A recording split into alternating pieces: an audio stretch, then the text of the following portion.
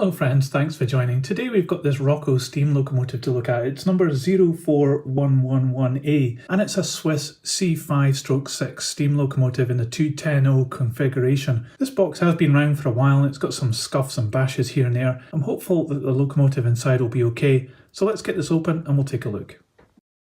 So this is already looking like a really impressive model. We've got some extra parts there that we can fit onto this model and some additional transfers as well. It is a second-hand model though, so some things like the numbers have already been fitted onto it. Before we have a look at the locomotive, let's have a look at the instruction sheet that came with it. At the front of the sheet here we've got in 3 different languages a description about this locomotive and where it ran and just a small history here, and you can see that we have an A and a B version of this model. This one is version A, not quite sure what the difference is. Inside the instructions here we have some details about how we can fit different couplings onto this one at the front if you want, and also some additional parts as well. There also seems to be these parts which are missing from this model, which are just little footplate guards I think, and you can also see that you can fit different couplings as well. This part here is quite interesting where it's talking about a third rail pickup as well, and it's indicating it has lighting on the front of this locomotive. And inside here we've got some more details about extra parts we can fit onto this model and how to take it apart if we need to and keep it running good. It also indicates down here that we have bulbs in the back as well, so we must have lighting at the front and the rear. And finally on the back we've got about lubrication here and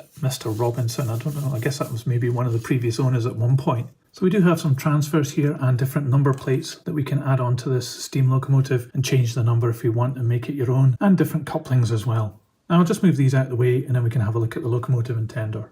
So what an incredibly detailed and interesting model this is. A 210 locomotive, all in black with some gold and silver highlights. It looks really delicate, so I'm going to have to be very careful when I'm handling this, but let's have a closer look. So unfortunately on this locomotive we are missing the 2 little lights at the front here. You can see that it has little clear parts here where the light comes up through onto some little lamp up here, but both of these 2 are missing on this locomotive. It's quite surprising there's not more of this locomotive missing because there's so many little details that have been added onto it. The buffers are so fine as well, their shafts are very small, and you can actually see the little screws inside there. These aren't sprung buffers, but they do look very convincing. We've got some pipe work here and a dummy coupling on the buffer beam, as well as up here a nice detailed checker plate with some rivet detail on it. We have steps going up to the top of the boiler here, and the boiler door has got some really nice detail on the brackets here. And this lantern on the front, I think that might illuminate as well, and one of the number plates has been added here on the front. The detail just continues down the side. We've got a metal handrail running the whole length here in silver, which has been put through these little brackets which are part of the main moulding. And then we've got a wealth of additional parts that have been added onto this locomotive to really bring out the detail. The chimney has got this gold metal ring here which has been added in as an extra part, and the top part of the chimney is extra as well. And then we've got this part here which is an additional metal piece, and then the plastic parts that have been added on here, including the steps and the other pipe work. We've got a couple of whistles here in metal that have been added in, and this valve here as well with a little plastic part on top. Lots of opportunity to break this model. There's such fine detail, these plastic pieces. Looking down here at the pistons, we've got some rivet detail on it, and the valve gear, which you can see is very fine. It's a mixture of plastic and metal, but it's so very well detailed, and it has those black inserts as well, which have been really nicely applied. Up here, it's all checker plate all the way along, and we have some additional added in parts here, which have been finely moulded as well. The pipework running under there is superb too. One of the downsides, you can actually see inside under the boiler that we have a bit of a circuit board there, and that's noticeable from above, which is where you'd be looking at this model. I think they could have cleaned that up a little bit. It really lets down what is otherwise a superb locomotive so far. As we get to the cab area, we've got flush fit glazing, lots of rivet detail. The number plate has been added in here, and there's some printed material underneath. It's very hard to see with the naked eye.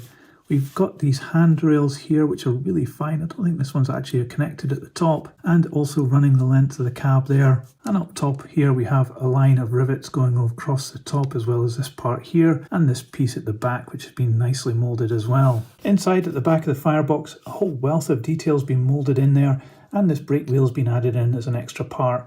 It really looks very impressive there. We've even got some flooring down as well. There's even rivet detail up here. It's very impressive and so much going on here.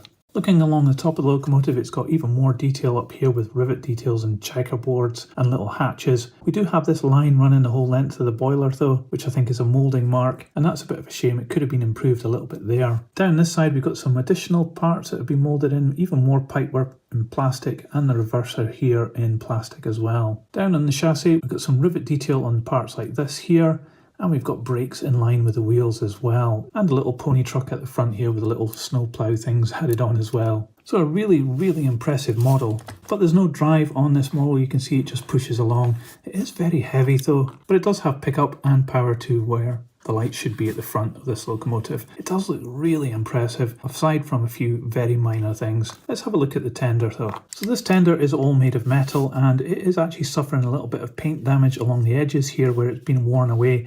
I guess it's because it's so heavy, but the moulding is actually quite good. Again, nice rivet detail here, a little lever here, and some printing. There's not a huge wealth of printing on this model. It's mostly a black steam locomotive, but what there is actually been done really well. Around the back we have a fine handrail, some steps which have been added in there as well, the nameplate and the lamps, which, you know, this gives you an indication of what should have been on the front of this locomotive.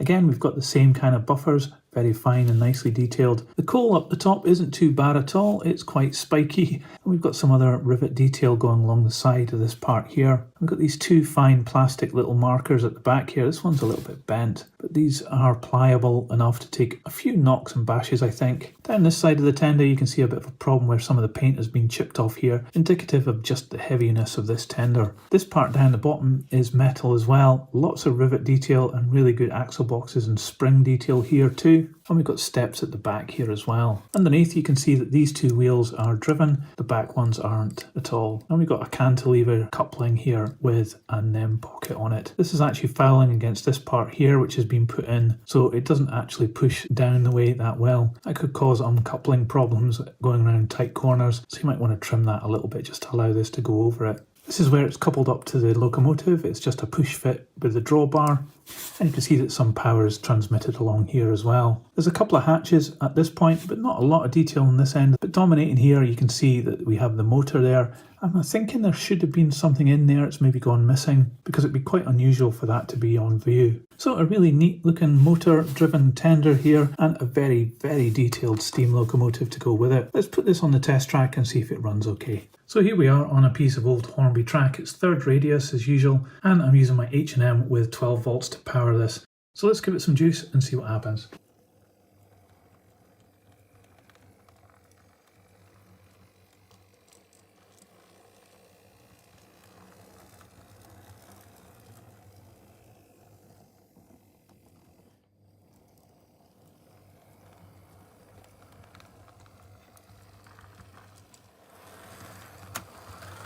So you might have noticed there that the front pony truck just skipped off the rail as we were going along there at one point when it was transitioning from left to right.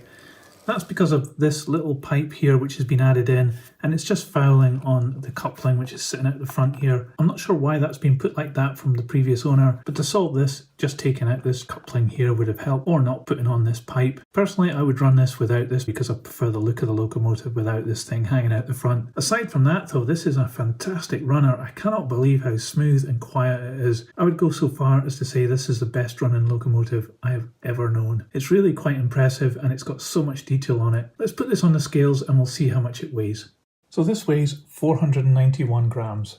So this Roco model of the Swiss C5/6 steam locomotive is an absolute gem of a model. It must rate as the smoothest running model I've ever known, and that 210 configuration had no problem getting around third radius track. The detail on this locomotive is absolutely superb. There's been so many extra pieces put onto the locomotive part that it really looks fantastic. It's really delicate though, but it's well worth it for all the extras and the detail and the way this looks. And I think it could be one of the best we've had on this channel. The tender obviously needs a little bit of care because you can see that some of the paint has come off it already. And that's a shame, it's really detracting from this model. So if you're looking for one of these, I would look to make sure it's been handled correctly, because it's obviously very easy to chip the paint on the tender, and also because there's so many delicate little parts on the locomotive that they could easily break off, and like this one is missing its front lights. But I'll say again, this is one of the best locomotives we've ever ever had on this channel, and it's been a real pleasure having a look at this today. I would absolutely recommend this for you, even if you don't model Swiss railways. It's definitely going to be up there in terms of quality and performance. Let me know what you think about my analysis of this model in the comments below. I'd love to know what you think, and if you liked this video, please give it a thumbs up. It really helps this channel grow. I'll put this on the turntable so you can see all the way around, and on screen in a moment there'll be a link to another video. Just click on that and I'll see you over there. But that's it for this video. Thanks for watching.